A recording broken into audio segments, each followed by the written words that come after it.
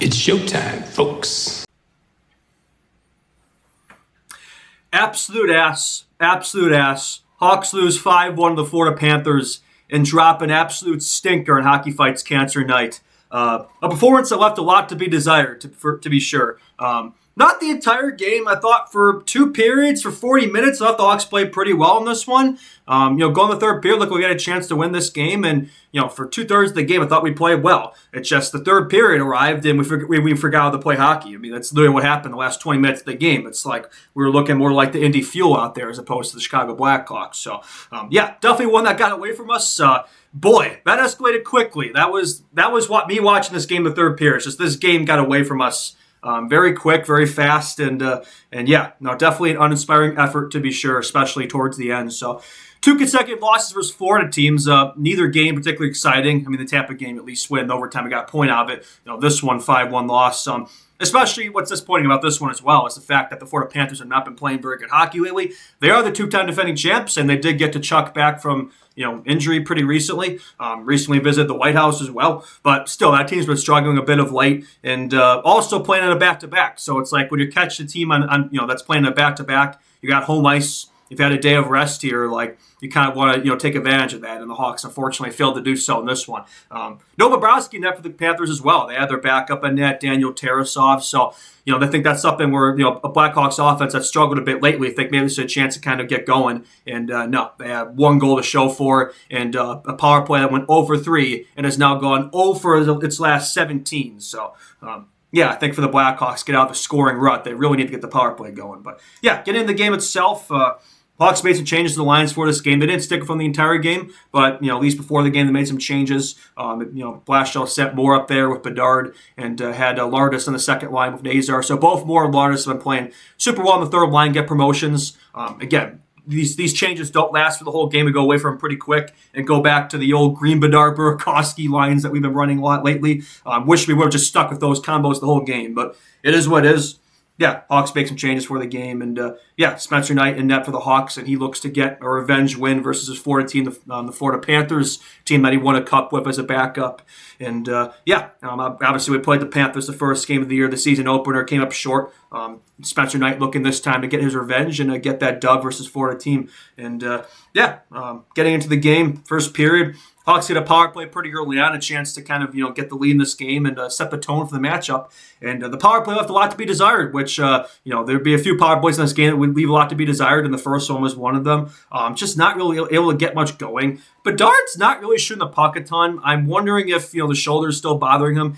It hasn't been quite the same return from injury. I think we got to address the elephant in the room here. I haven't really talked about it that much, but I mean, Bedard has exactly 1 goal since come back from injury, and that 1 goal was an empty netter. There was no goalie in the net, and he almost missed that one. So, I'm not too concerned, but I wouldn't say he's definitely been missing a gear. He's been missing a gear, lacking the usual jump. I don't know. So, maybe, obviously, maybe the Olympic snub, maybe is in the back of his head a little bit. I don't know. It just feels like he's maybe not fully healthy. Maybe he's still nursing the shoulder a little bit. It feels like he's kind of been, it feels like he's been deflecting more. He's been passing the puck pretty much every opportunity. He's shooting every now and then, but before pre-injury, Bedard was shooting pretty much every chance he got. And lately, he's been looking more like his last year's self, where he was, definitely more looking to set up plays versus, he was more the setup man versus the sniper. So I feel like that's what we've been seeing more of recently. So I don't know, it's just something to take note of there. We got 5 games left for the Olympic break. Maybe that's a break that this team needs. But just something I noticed. Haven't really talked about much. Not just Bedard. I mean, Frank Nazar, since come back from injury, hasn't quite looked like himself either. Although he's only been back 3 games, but. Both of them, I think, we're going to need more from those guys, I think, right now at the moment, to get back on track here. I think both not quite looking like their early season selves. And, I think both probably could use the Olympic break. But, just something I noticed there in the first. And not much else there with the first period. Otherwise, Hawks power play at Camp Shore is really the only thing I noticed. It was kind of a quiet period. Not much really happened. Kind of a boring period. Second period, the game gets a little more interesting. Panthers get a power play.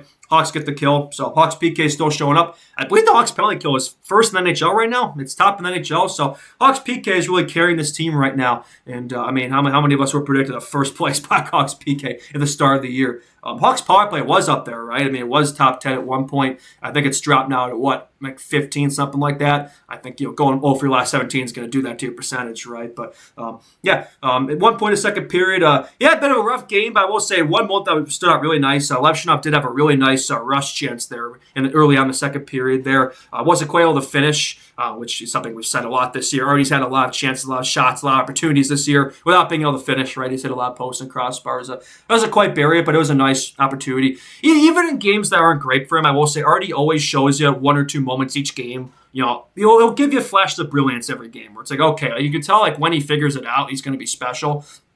His game definitely has a lot to work on, especially in the defensive zone right now. Like, there's a long way to go for Artie in terms of his development, but it'll still show you these little glimmers of like, okay, like as this guy develops and figures it out, like he's gonna be a special player one day. Like once he gets the confidence going, and I think the consistency is something to work on for him. But it was a nice opportunity there for him. Hawks get a second power play about midway through the period, and Cats kill it off once again. Another Hawks power play that didn't really get much going. I thought if anything, the second unit was getting more chance than the first unit. I thought Moore and Lardis were looking more dangerous, that unit, which, I've been singing those two's praises a lot lately. I think this was another game I thought both Moore and Lardis looked really good. I thought both deserved the promotion, but at the same time, like they've also been playing so well together where it's like, at this point, maybe better off just playing them together, right? Because those two have been a fantastic third-line connection of late, so I thought it was another good game for them. Two of the few standouts in a game where there weren't really many standouts, to be honest with you. Florida eventually gets the first goal in the game about second half of the second period there, courtesy of a Bjornfoot wraparound goal that went off of Grizzlick net front there. Grizzlick kind of got checked there net front, and Hawks took a look at it but didn't challenge it. But that goal gave the Panthers the lead. It took a while for the offense to show up for either side, and in this game there weren't really much chances either side, but that sort of opened up the game a little bit there. Hawks did get a response pretty shortly thereafter from who else but backdoor Bert. Tyler Bertuzzi ties up the game for the Blackhawks from Ilya Mikheyev and Wyatt Kaiser. Wyatt Kaiser is really the guy who made this goal happen. He made a really nice play in the offensive zone there to keep the puck in and set up Mikheyev, who found Bertuzzi net front. And Bertuzzi net front's not going to miss very often. He buried that one, his 25th goal of the year, which is already more than he had all of last year. I think he had 23 goals last year, so he's already surpassed last year's total, with 30 games left this year. It just shows how good he's been. Leads the Blackhawks in goals, or goals leader. And right now he's playing on the third line with defensive players like Dickinson and Mikheyev. I don't know, man. Maybe we should be playing with Bedard. I don't know. Especially I think we got to get Bedard going here. Like, why not pair him Bertuzzi? those two have been cooking together all year. Those two have shown great chemistry together. Not sure why we're not playing them together at even strength, but anyway, that's I don't really have the answer there. I think it's just too logical to be doing that. So, Hawks go in the third period. It's a tie game. It's a tie game going in the third period. You would not think the way this game ended. It was the tie game going in the third period. Hawks have a chance to come away with this one, but this third period was just an absolute disaster by all counts. Hawks get an opportunity pretty early on. Bertuzzi fans on a net front look there. The chance to get the Hawks to lead there, fortunately, did not come up. This time was not able to convert. And from that point on, the period was just an absolute nightmare for the Hawks. Matthew Samoskevich gives the Panthers the lead shortly thereafter. Wyatt Kaiser nearly saved that goal. He was nearly able to stop the puck from completely crossing the goal line, but unfortunately was not quite able to do so in time. I thought Wyatt Kaiser was probably the Hawks' best player of the game today. I thought he was fantastic. One of the few Hawks I think that stood out for me. But that gave the goal. That 7-7 goal gave the Panthers the lead, and they didn't look back from that point on. They did not look back from that point on. Carter Verhaeghe gives the Panthers a bit of insurance goal there. Shortly thereafter, make it 3-1. Not the best defense from Artie on that play. I thought he had a chance to kind of swipe the puck away, but wasn't quite able to do so. And that gave the gave the Panthers the 3-1 lead there. Hawks get a power play pretty soon after that. A chance to make it a one-goal game there. About midway through the period and kind of make the game interesting, right? Get back in this game, maybe go for a late comeback effort. What do you think happened? They failed to convert. Shocker. Hawks 0 for the last 17 the power play.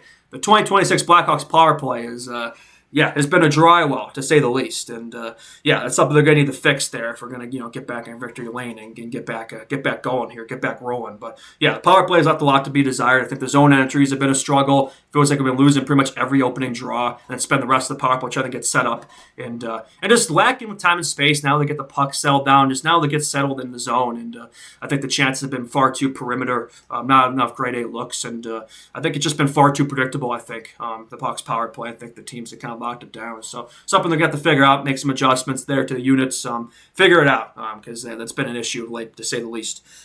And yeah, the Cats would get in. Hawks pull the goalie.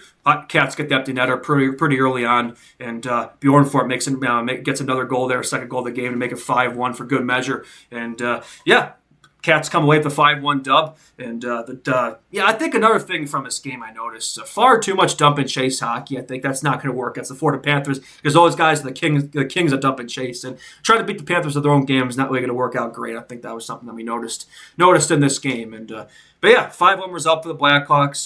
Definitely a rough game. One of their worst play games in a while. Probably the worst game of the 2026 calendar year, I'd say, so far. But it wasn't all bad. I thought for 40 minutes it was good, but just a really rough third period there. I'm not really sure what happened there in the third. Especially considering that you're playing a team on a back-to-back. Like, you should have far more energy in the third period than them. But they just completely collapsed in the third period, which is something I've noticed with this team, where it's like, I talked about it with Lee on the little pod we did, where it just feels like from period to period, this looks like a different team often. I feel like sometimes just making those in-game adjustments is something we need to work on there, where sometimes it feels like this team kind of gets worse as the game goes along. And doesn't look like the same team for period to period. That's been a struggle with this team of late. And definitely something that came back to bite us in this game for sure. I think a big reason why we lost. And unfortunate to lose on a day like this as well. Hockey Fights Cancer Night. Would have liked to come away with the win. Unfortunately, we're not able to do so. Definitely a forgettable game. Not much else really to say. It's unfortunate, but is what it is. On the positive side, at least Seth Jones will not be playing in the Olympics. I'm still hating on Seth Jones. I know he's not here anymore, but we will never forget. We will never forget the Seth Jones Blackhawks era. I'm glad it's over. Thank you, Florida, for sponsoring night. But Hawks next game Tuesday at Minnesota, so that'll be a test. Obviously, the Wild, pretty strong team there. Just got Quinn Hughes pretty recently, and Kirill the Thrill is always cooking over there. Top three in the Central, one of the best teams in the league. So that'll be a big test for this Hawks team. They get a day of rest tomorrow, a day to kind of look back in this game, look at tape, figure out what to do better. Hopefully, make some adjustments to the lines. I think this team definitely needs some adjustments there, and hopefully get back rolling there and get a much needed road win there on Tuesday. Not much else really to say as a result of this loss. I think the Hawks dropped a 21-23-8, 50 points. I think still 5 points out of a playoff spot. So, still very much in the hunt there. Got 5 games left before the Olympic break, so I think it's key for this team to end the Olympic break, or to end this 5-game stretch strong here, leading into the Olympic break there. I think this team could probably use the Olympic break, and I think it'll be beneficial for this team. But still, 5 games left. That's 10 points in the table. Want to get some good results there to be as close to the playoff chase as possible when we come back from the Olympics. So hopefully we could see some solid results here in the last 5. But that's all I got for this one. Absolute ass effort, but we move. That's all I got for this one. Thank you all so much for watching this video. I believe we're at 773 subs to this recording. So, if you like this content, subscribe to the channel. And, if you like this video, like it around, share it around friends, family if you enjoy it. If you enjoy this content. All right, that's all I got. Justin Lynch, Bioc Memes out, and we will see you all in the next one. Bye-bye.